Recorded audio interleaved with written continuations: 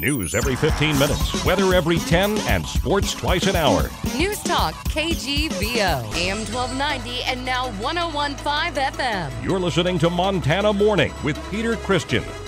More on that fatal shooting at Northern Arizona University. Good morning, everyone. It's Montana Morning. It's Friday, October the 9th, 2015. The sky is clear. It's 47 degrees. And our newscast sponsored by Transport Equipment, your headquarters for RV service maintenance and repair, located at 9300 Inspiration Drive. Call 541-9097. Officials say one person is dead, 3 others wounded following an early morning shooting at Northern Arizona University in Flagstaff, Arizona. School Public Relations Director Cindy Brown said the suspected shooter is in custody. She said the first police call about the gunfire came at about 1:20 Pacific time this morning. The shooting occurred in a parking lot outside Mountain View Hall dormitory at the northeast side of the Flagstaff campus. Brown said she doesn't know what caused the shooting. She also didn't have any details about the suspect or victims, their conditions, and whether or not they are students. No other details were immediately available. NAU, of course, plays a major role in the northern Arizona city of Flagstaff. The 4-year public university has more than 25,000 total undergraduates. One interesting note is that the Northern Arizona volleyball team was in Missoula last night for a match with the Montana Grizzlies, and I have calls in to university officials to see if there's any comment on what happened in Flagstaff. 36-year-old Bo Standish has been charged with felony assault with a weapon after allegedly beating his spouse with a lanyard attached to a shock collar and then strangling her and punching her as she attempted to escape. The victim said Standish also threw her to the ground and stomped on her back and legs. He then lifted her up and choked her until she couldn't breathe. Deputy Missoula County Attorney Celine Kepke said police had already responded to the Standish home twice. Police were called to their home on domestic violence reports on August 2nd and August 13th of this year. On the 13th, the victim reported that the defendant strangled her, which he did in this instance as well. And as the court knows, there's a high fatality risk involved in multiple strangulation incidents.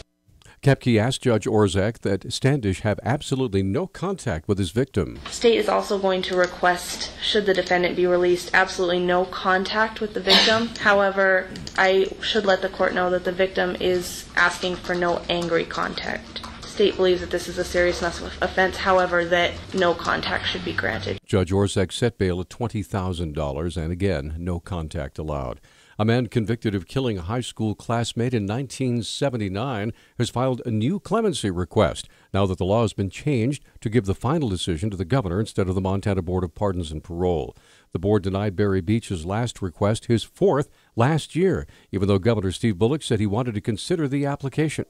Beach was sentenced to 100 years in prison after being convicted of deliberate homicide in the beating death of 17-year-old Kim Nees in Poplar. The law that went into effect October 1st requires the board to forward the application to the governor within 10 days of completing their assessment. Experts from a variety of fields admit that Montana's timber industry is in dire straits as a trade agreement with Canada fades this month, and a surplus of cheap Canadian lumber will cause prices to plummet.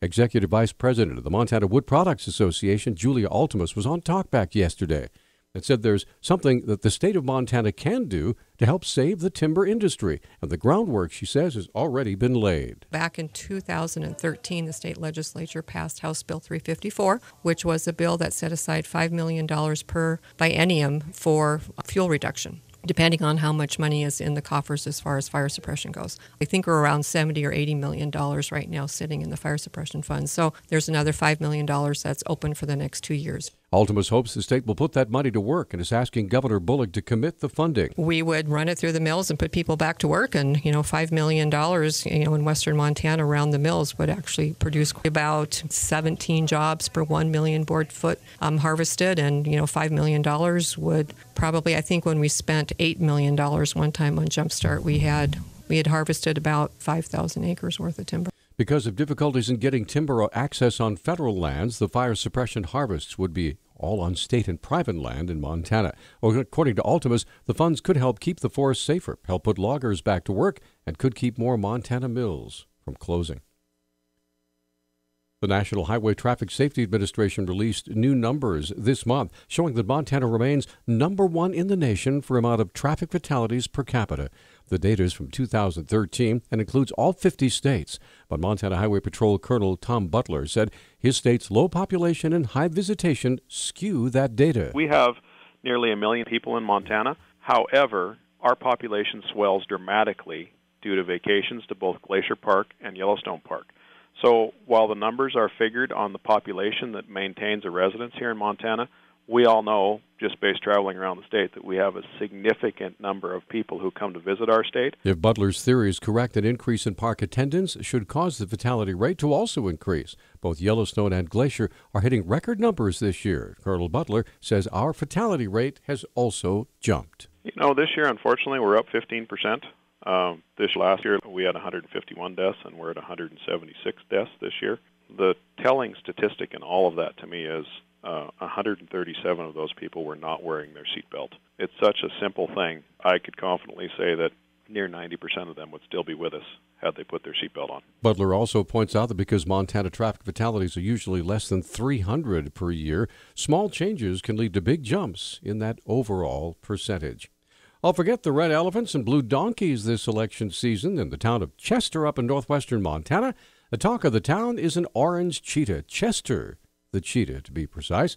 The mascot for Cheetos, love it, has declared he's running for mayor of Chester, but first he'll need to beat current mayor Noel Walston. Chester Cheetah has decided that he wants to run for mayor against me, and he thinks he can win the election by giving free Cheetos to everybody, but I think there's got to be a lot more to it than that. There's no free lunch for everybody. You know, if I give away free stuff, then I'm giving away the people's money. I mean, I don't think you can give away their money on, frivolous snacks.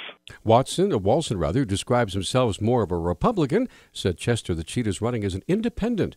The mascot actually did make an appearance in town to film some commercials, and they even had a public debate. Walston accuses the mascot of being a bit of a carpetbagger. He was here when he was filming his campaign, but I have not seen him back yet.